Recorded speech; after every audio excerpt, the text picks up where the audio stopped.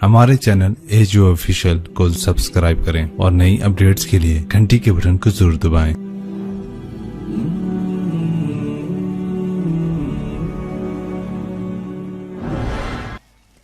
अपने जिंदगी में खुशी लाना चाहते हो तो मेरे नबी वाली जिंदगी सीखो। अल्लाह के वास्ते नबी की जिंदगी पढ़ो, अल्लाह के वास्ते कुरान पढ़ो, अल्लाह के वास्ते उलमा से जोड़ बैठाओ, अल्लाह के वास्ते। अब तो किताबों की जरूरत ही नहीं है। ए फोन च हर शय अगले ठोक छड़ी। फोन पे तुम अपने नबी की सीरत पढ़ लो। अपने एक बहुत बड़ा ताजर था वहां उधर पाकिस्तान में, तो हम खाने पर बैठे थे तो उसके फोन की घंटी बजी। उसने यहाँ फोन लगाया और उधर खाना शुरू किया। पूरा आधा घंटा वो लगा रहा, ऐदे भी तो ऐदे भी। वो मैंने कहा तुहाडे इन्हां कारोबारां दा की फायदा, तुसीं तो रोटी जोगे भी नहीं रह गए। कहा जी वो बहुत बड़ा जर्मनी में माल फंस गया था तो वो उसके लिए फिर बड़ी अहम कॉल थी। मैं कहता वो कर्मा ले तू रोटी फिर बाद में खा लो। मैं रोटी खाने के भी काबिल नहीं छोड़ा हम। तो मेरे नबी की जिंदगी, जब आप घर में हो तो अपनी बीवी को इज्जत दो, बीवी खाविंद को इज्जत दे, कभी ऊंच नीच हो जाए।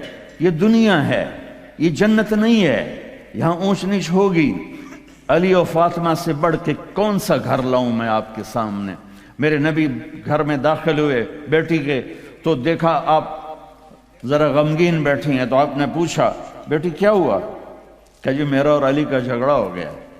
तो आपने फरमाया अली किधर है? कहा जी बाहर निकल गए। तो अब ये नहीं आपने कहा कि मैं तो ससुर हूं, मैं कैसे कहूं मैं अपने दामाद को ढूंढूं।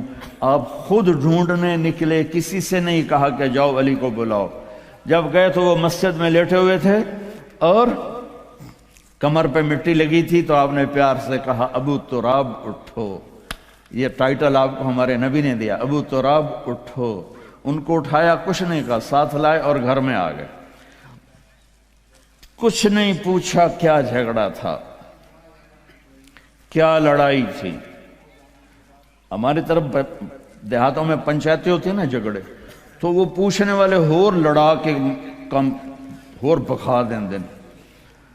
हाँ भाई तू की आखे, हाँ भाई तू की आखे हो सके तो मैं आखे नहीं हो सका, तू आखे हो सके तो मैं आखे नहीं हो सका, तू आखे। भाई इतने लड़ाई हो के सुलह की बजाय हो लड़ाई हो जाती। मैं कुर्बान जाऊं, मेरे नबी तशरीफ लाए और आपने एक लफ्ज नहीं बोले, और आकर आप ऐसे ना लेट गए, जमीन पर लेट गए, जमीन पर। इधर हजरत अली को लेटाया, इधर हजरत फातिमा को लेटाया। अब मुझे देखना, ये हाथ अली का पकड़ के यहां रखा, इधर से बेटी का हाथ पकड़ के यहां रखा अली के हाथ पर।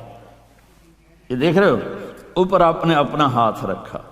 अब ये अली का हाथ, ये फातिमा का हाथ, ये मेरे नबी का, और कहा तुम दोनों बोलो हमारी सुलह हो गई। कुछ नहीं पूछा क्या हुआ, बका तुमको हमारी सुलह हो गई। तो दोनों ने कहा ये हमारी सुलह हो गई। तो आप इतने खुश निकले कि सहाबा भी आपके चेहरे की खुशी को देखकर पूछने लगे या रसूल अल्लाह आप तो बड़े खुश नजर आ रहे हैं। तो आपने फरमाया मैं अली और फातिमा की सुलह करा के आ रहा। तो इससे ऊंचा घर और कहां से मैं दिखाऊंगा आपको। ये दुनिया है, अल्लाह के वास्ते अपनी औलाद के लिए, अपने लिए, अपने घरों को खूबसूरत बनाओ नबी वाले अखलाक के साथ, नबी वाली मोहब्बत के साथ। मैं क्या सुनाऊं आपको। आपने हजरत आयशा से फरमाया, आयशा सुनो, ध्यान से सुनो, इजहार मोहब्बत, इजहार मोहब्बत। हमने कहा आयशा मुझे जब से पता चला है कि तू जन्नत में मेरी बीवी है, मुझे मौत ही अच्छी लगने लग गई। और अरबों के माहौल में, अरब के माहौल में, अरब के माहौल में कोई ये कहता मुझे बीवी से इश्क है तो ऐब समझते थे, और कोई कहता मेरी महबूबा ऐसी तो कहते वाह वाह। ये अरब का माहौल था। जैसे यहाँ गर्लफ्रेंड का बॉयफ्रेंड का चल गया है। अल्लाह हमारे बच्चों को पाक दामनी नसीब फरमाए। तो अरब उसमें ना कोई नहीं झिझकते थे, खुल्लम खुल्ला।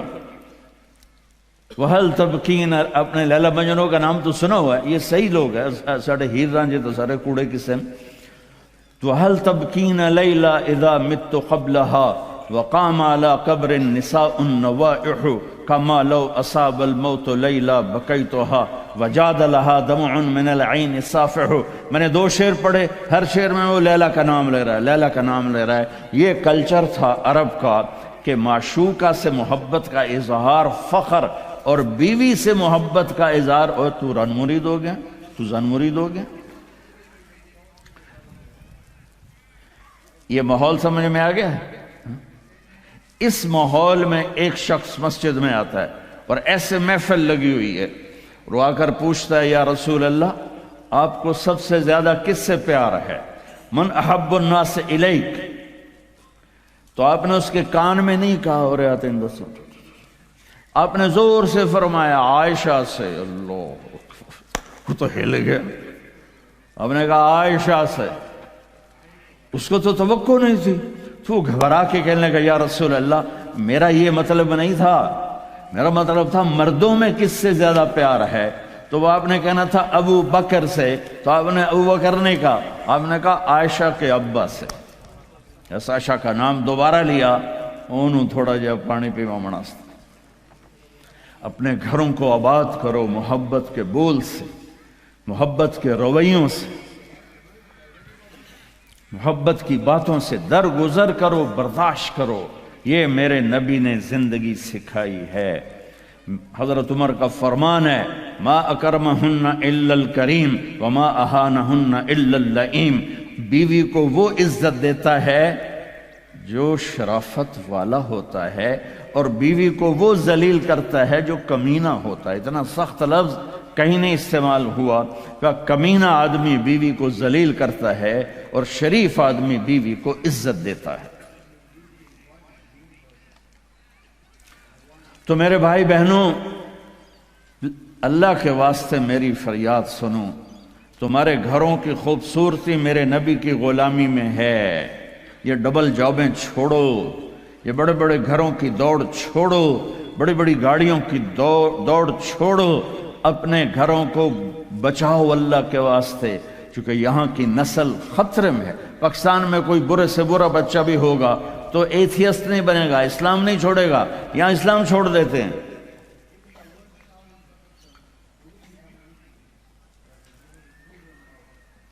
میں آپ کو اپنے گھر کی بتا رہا تھا، ایک بچہ مجھے ملنے آیا، کہنے لگا جی میں نے پورے پاکستان میں ٹاپ کیا ہے ایف ایس سی میں، اور کنگ جو ٹاپ کرتے ہیں وہ کنگ ایڈورڈ میڈیکل یونیورسٹی میں جاتے ہیں۔ تو 2 دفعہ میں خودکشی کی کوشش کر چکا ہوں، پلز کھائیں، گولیاں، لیکن وہ زندگی تھی بچ گیا۔ میں نے کہا بیٹا تو چھوٹا سا ہے، تو نے یہ خودکشی کی کیوں یہ تو نے قدم اٹھایا؟ کہا جی میرے امی اور ابو اتنا لڑتے ہیں کہ ڈسہارٹڈ ہو کر میں 2 دفعہ خودکشی کی کوشش کر چکا۔ ماں اور باپ کی لڑائی نے اتنے بریلینٹ قابل بچے کو مرنے پر مجبور کر دیا۔ کوئی بھوک نہیں تھی، سوکھے تھے، اچھے خوشحال گھرانہ تھا، لیکن خامد بھی بد زبان، بیوی بھی بد زبان، تو بچے خودکشی پہ آ گئے۔ بھائیو، اگر آپ اپنے آپ کو خوبصورت بنانا چاہتے ہو، دیکھو میں ہاتھ جوڑتا ہوں، سب دیکھو، اس زبان پہ قابو پالو۔ یہ زبان خوبصورت ہو گئی، دل جڑ جائیں گے۔ یہ چند روزہ زندگی ہے، میرے نبی کی 2 سنتیں لے لو، ایک زبان پہ قابو، یہ اس زبان پہ قابو پالو، اس زبان پہ قابو پالو، اس زبان پہ قابو پالو، تو آپ کے گھروں کے 90% مسائل ختم ہو جائیں گے۔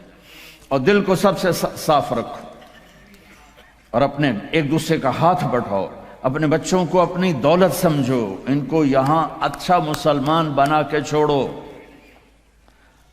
اب یہ نسل یہاں رہنے والی ہے، واپس نہیں جائے گی، نہ تم جاؤ گے نہ تمہاری نسلیں جائیں گی۔